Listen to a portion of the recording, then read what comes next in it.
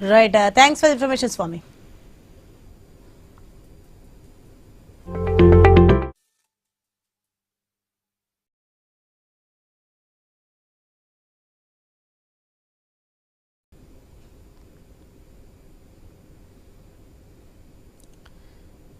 Breaking అంతోంది. రాజమహేంద్రవరంలో 2 రోజుల క్రితం జరిగిన ఈ అమానవీయ ఘటన వెలుగులోకి వచ్చింది.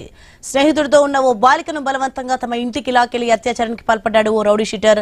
పశ్చిమ గోదావరి జిల్లా నర్సాపురం ప్రాంతానికి చెందిన ఓ బాలిక కొవ్వూరులో ఇంటర్ చదువుతోంది. అక్కడ వసతికి ఇబ్బందులున్నాయని ఇటీవల రాజమహేంద్రవరంలో ఓ ప్రైవేట్ వసతి గృహంలో చేరింది. ఈ నెల 15న తన స్నేహితుడితో పార్క్ వద్దకు వెళ్లింది. అదే సమయంలో రౌడీ షీటర్ రేగుల వినోద్, అతని స్నేహితుడు గణేష్ మధ్యమత్తులో బాలుడిని కొట్టి బాలికను బలవంతంగా ఇంటికి తీసుకెళ్లి అత్యాచారానికి పాల్పడ్డాడు. అర్ధరాత్రి విడిచిపెట్టడంతో బాధితురాలు పోలీసులను ఆశ్రయించినట్లు తెలిసింది. రైట్, ఇదే అంశానికి సంబంధించి మరింత సమాచారం మా ప్రతినిధి గణేష్ ఫోన్లో అందిస్తారు. ఎస్ గణేష్, మొత్తానికి ఒక రౌడీ షీటర్ అయితే అత్యాచారానికి పాల్పడ్డట్టు తెలుస్తోంది. దీనికి సంబంధించిన డీటెయిల్స్ ఏంటి?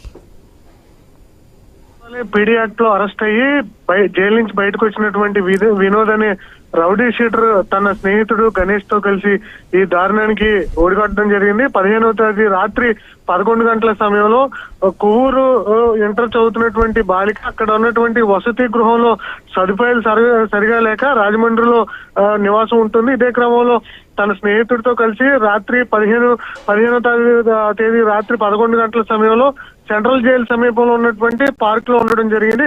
అయితే ఆ సమయంలో ఎవరు కూడా పార్క్ లో లేకపోవడం, ఆ ప్రాంతం మొత్తం కూడా చీకటితో నిర్మానుష్యంగా ఉండడం, అదే సమయంలో వినోద్ తో పాటు గణేష్ ఇద్దరు కూడా మద్యం మత్తులో బండి మీద అటుగా వెళ్తూ వీరిని గమనించడం జరిగింది. అయితే ఇద్దరు కూడా మైనర్లు కావడంతో ప్రస్తుతం బాలికను ఆ టైంలో బెదిరించి అతని స్నేహితుడిని దాడి చేసి అమ్మాయిని ఇంటికి తీసుకెళ్లి అత్యాచారానికి ఒడిగట్టడం జరిగింది. ఆ తర్వాత బాలికను తిరిగి మళ్ళీ తీసుకొచ్చి అక్కడ దింపేయడంతో అతని స్నేహితుడితో కలిసి 1 టౌన్ పోలీసులను బాధితురాలు ఆశ్రయించడంతో ప్రస్తుతం డిఎస్పీ ఆధ్వర్యంలో ఈ కేసు విచారణ కొనసాగుతుంది. ఘటనకు పాల్పడినటువంటి వినోద్ తో పాటు గణేష్ మీద పోక్సో యాక్ట్ ప్రకారం కేసు నమోదు చేశారు. అదేవిధంగా ఆ సమయంలో నిర్లక్ష్యంగా ఉన్నటువంటి అతని స్నేహితుడి మీద కూడా కేసు నమోదు చేసేటువంటి అవకాశం అయితే కనిపిస్తుంది. రాజమండ్రి నగరంలో గత కొంతకాలంగా అర్ధరాత్రి అయితే ఈ బ్లేడ్ బ్యాచ్ రౌడీ షీటర్ల ఆగడాలు పెరిగిపోతున్నాయి.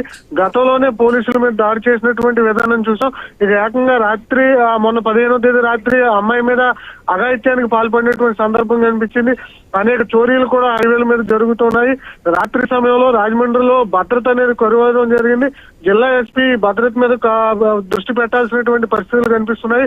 ముఖ్యంగా మనం చూస్తున్నాం, రాష్ట్ర ప్రభుత్వానికి చెడ్డ పేరు తెచ్చే విధంగా ఉన్నటువంటి ఈ ఘటనల మీద రాష్ట్ర ప్రభుత్వం కూడా సీరియస్ గా తీసుకుని రాజమండ్రి నగరంలో పెట్టలేకపోతున్నటువంటి బేర్ బ్యాచ్ కావచ్చు, రౌడీజాన్ని కావచ్చు తగ్గించాల్సినటువంటి పరిస్థితులు అయితే కనిపిస్తున్నాయి. ప్రస్తుతం అయితే ఈ ఘటనలో బాధితురాలకి న్యాయం చేసే దిశగా పోలీసులు పోక్సో యాక్ట్ నమోదు చేసి నిందితులు కూడా అదుపులో తీసుకుని వారి మీద చర్యలు తీసుకునే దిశగా ముందుకు వెళ్తూ ఉన్నారు.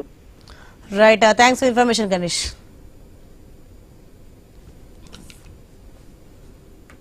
మరిన్ని అప్డేట్ చూసే ముందు బులెటిన్ షార్ట్ బ్రేక్ తీసుకుందాం. Stay with us.